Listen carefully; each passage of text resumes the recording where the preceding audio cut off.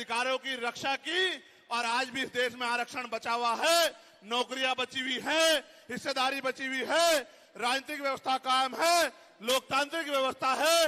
तो धन्यवाद करना चाहिए उन जातियों का जिन्होंने अपने प्राणों का बलिदान दे दिया, लाठी डंडे खाए, गोलियां खाई, लेकिन अपने अधिकारों को छीनने नहीं दिया। सब लोगों को उनका धन्यवाद करना चाहिए। लेकिन दुश्मन का ये षड्यंत्र है और दुश्मन बड़ा समझदार है। दुश्मन जानता है कि 2 अप्रैल 2018 के बाद में ये दलित समाज एकजुट हो गया था। जब दलित समाज एकजुट हुआ तो वो ये सोचने लगे कि इनकी एकता को कैसे तोड़ा जाए। आप और मैं जानते हैं, जब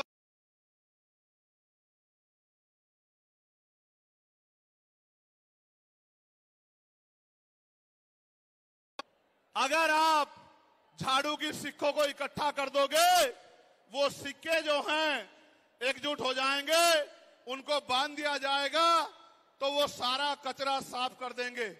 लेकिन अगर वो जो सिक्के होते हैं, अगर आपने उनको अलग अलग कर दिया तो वो कचरा साफ नहीं कर पाएंगे, वो खुद कचरा बन जाएंगे, उनकी कोई हैसियत नहीं बनेगी। इसलिए हमारे महापुरुषों ने बहुजन समाज में भाईचारे की बात की। और आप महसूस करो, बाबा साहब अंबेडकर ने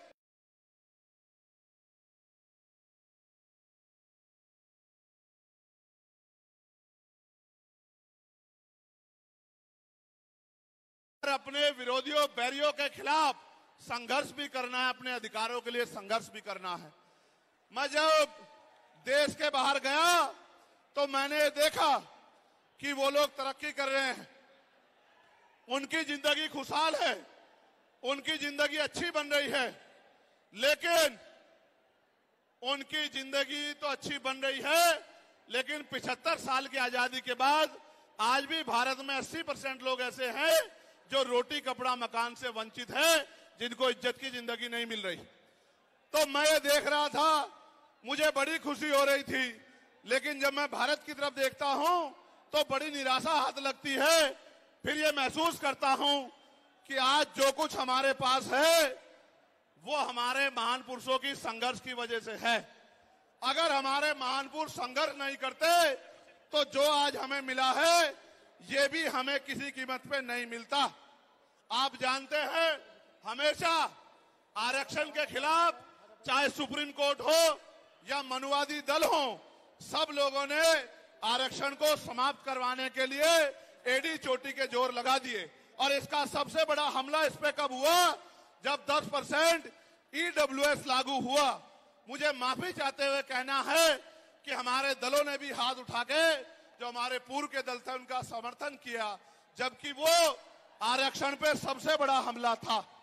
अगर उसी दिन हम लोगों ने सड़कों पे निकल के अपनी आवाज को उठाया होता तो किसी की मां ने दूध नहीं पिलाया होता कि वो दोबारा आरक्षण पे हमला करने के बारे में सोच लेता।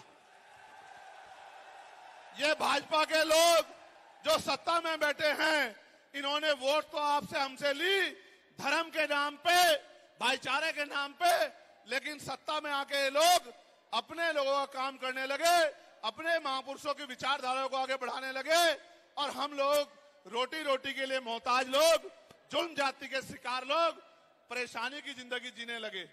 मैं चाहता हूं कि जो जिंदगी हमारे लोग ऑस्ट्रेलिया में जी रहे हैं, ऑस्ट्रिया में जी रहे हैं, इटली में जी रहे हैं, यूरोप में जी रहे हैं, पूरे अमेरिका में जी रहे हैं, कनाडा में जी रहे हैं, इंग्लैंड में जी रहे हैं, ऐसी जिंदगी की व्यवस्था भारत में भी हो। लेकिन ये तभी संभव है जब राजनीतिक शक्ति हमारे पास हो। अगर राजनीतिक शक्ति भाजपा और कांग्रेस के पास रहेगी तो हम लोग इज्जत की जिंदगी इस देश में नहीं जी सकते। इस बात को आप लोग मेरी ध्यान रखना। ये मैं नहीं कह रहा हूं, ये बाबा साहब अंबेडकर ने कहा, political power is the master की। राजनीतिक सत्ता वो चाबी है जो आपकी सारी परेशानियों का हल कर देगी। और राजनीतिक सत्ता जिनके पास है, उनके लोग हजारों करोड़ रुपए लेके भाग जाते। उनके लोग, उनके पूंजीपतियों के